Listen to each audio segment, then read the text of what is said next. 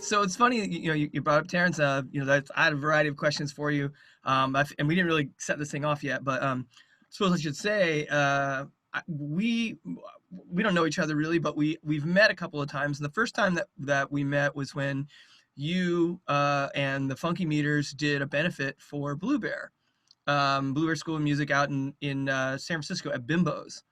And I don't know if you remember that too well. You were great, gracious, and really wonderful. And you did like some spots for us, where you kind of would do like a little, like a recorded video to kind of get people interested in the event. Uh-huh. And then when you guys played, we had the kids open up. Do you remember that when we had the kids band open up? And then you had. I can't. I don't remember that. I've been when you said that, I can't. And Bimbo's, that's in San Francisco. Yeah, Bimbo's is an old speakeasy. It's a really cool venue. That's been around since the 20s, but it literally is like an old speakeasy. It's got like secret rooms underneath, and it's a pretty cool part of San Francisco history.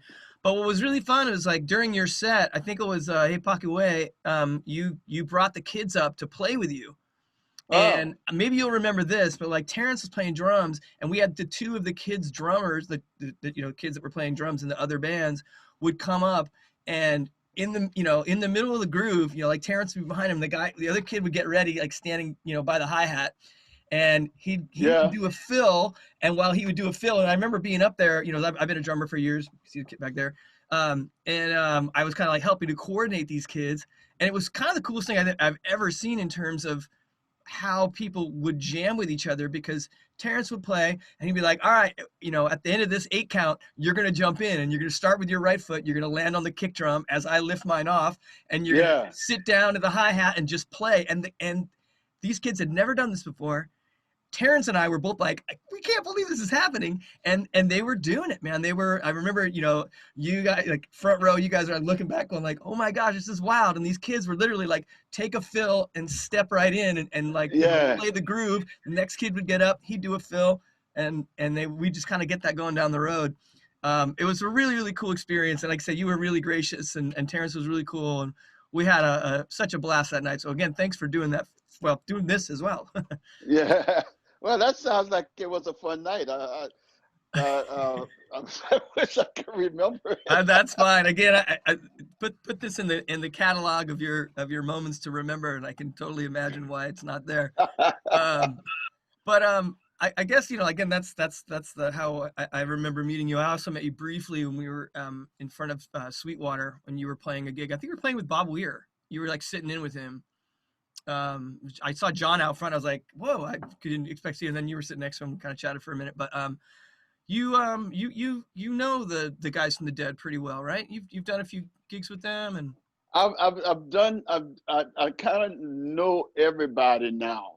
Yeah. I played in Mickey Hart's on Mickey Hart's little tour that he did. Mm-hmm. And that was the first member of the band that I played with. And Steve Kimbach hooked me up with that, got me on that gig. Oh, fun. And then I went, then Papa Molly hooked me up with Bill Kurtzman in the Seven Walkers band, and I played with Billy probably the longest. He's your main. Him and Mickey, the two guys you know well most. Then I don't know what it was, but it was. Oh, I know it was a Christmas jam when Warren Hands. It was a Christmas jam. We Bob was out there with the bass player Wasserman. Wasserman. Wasserman. Yeah, from. Sorry. Go ahead. I can never remember where he's from either. Rob Wasserman. Rob Wasserman. Yeah. And so we were in the dressing room, running through the stuff, because I was in a band that Eric Krasno was putting together. It was like one of the super bands. Warrior put them super bands together, and he does. and we were running through Sugaree, and so we got the word while we was getting ready to go on stage that Bob wanted to come out and play on Sugaree with us. Oh, fun. And so that's how I got to play with Bob. And shortly after we played that gig, that later on that evening, he suggested that I should bring my band out to California to play his club. Oh, cool. And so that's how we did it. And in fact, we had already played that club once before, not knowing that it was a Bob Weir club, you know. Yeah, well, So his good friend and a friend of ours as well, friend of the school, uh, is our friend named Paul. He owns the club, and he's also on the board of Blue Bear School of Music. Um, uh-huh. and he's really good friends with Bobby, and so that's how that sort of works out. So yeah, essentially, the Sweetwater in Marin is more or less, like Bobby's, backyard, Yeah, place to play got whenever he wants to. I got it. Well, that's what Yeah. it was, because the night that you were there and you and Josh saw it, it was the running partners band playing the gig, and Oh, okay. Bob was came out on the second set and was Just supposed to to play sit one or in. two That's what it songs, was. and he turned out playing the whole set with us. So he Yeah. was having such a good time, It was a blast. and People were howling. yeah. I had a good time.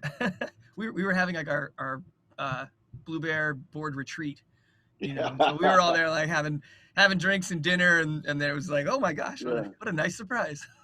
And then the Phil was the last person I got to meet out of the group, Yeah. and that was I did like a guest appearance with the Dirty Dozen Brass Band in Mobile, Alabama, Too fun. and Phil was like I think he may have been the headliner, but Cool. he was headlining. He was not with his outfit, but he was with, he was like a guest on some, like the local band, Hmm. the promoters band, and Phil played with them. So we got to meet that night. And the funniest thing was Phil invited me to come out to play his club. Oh, you know, you're making the so rounds. yeah, so that set the one where you saw us. We were trying to do Phil's club, the weekend before, and Hmm. play a couple of other spots in between, and there, we had gotten word from Weir's club camp saying that we couldn't play both dates. Well, that doesn't seem too fun. Come on, guys. it's all so it's all so we spirit, right? so we ended up only playing Bobby's place, and Save it for the next trip. yeah, and then yeah, I think about probably 3 4 months later, I came back out there, but with Lebo, Oh yeah, yeah. and I've done some. we played Phil's place, yeah. Oh, cool. Yeah, he's done some stuff with Blue Bear as well. Um, we're just fortunate we know all you fantastic cats and great musicians, and it's great that you all have this kind of round robin variety with it.